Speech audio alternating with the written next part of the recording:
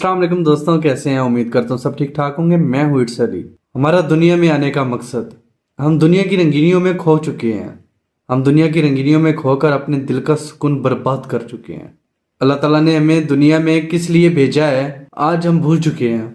ہم بھول گئے ہیں کہ دنیا میں ہمارے آنے کا کیا مقصد ہے۔ اللہ تعالیٰ نے ہمیں دنیا میں کس مقصد کے لیے بھیجا اور کیوں بھیجا ہے۔ ہمیں لگتا ہے کہ اس دنیا میں اچھا نام، بڑا سٹیٹس، بڑی گاڑی اور خوبصورت بنگلہ، بیوی بچے، بڑے عہدے، ان سب کی ہی ویلیو ہے۔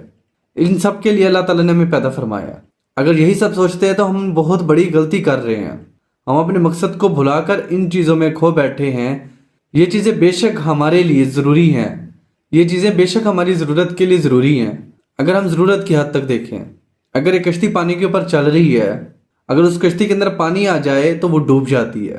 اسی طرح جب ہمارے اندر دنیاوی چیزوں کی محبت حد سے زیادہ اتر جاتی ہے تو ہماری زندگی تلخ ہو جاتی ہے، پریشانیوں کا شکار ہو جاتی ہے، گھٹن بھری ہو جاتی ہے۔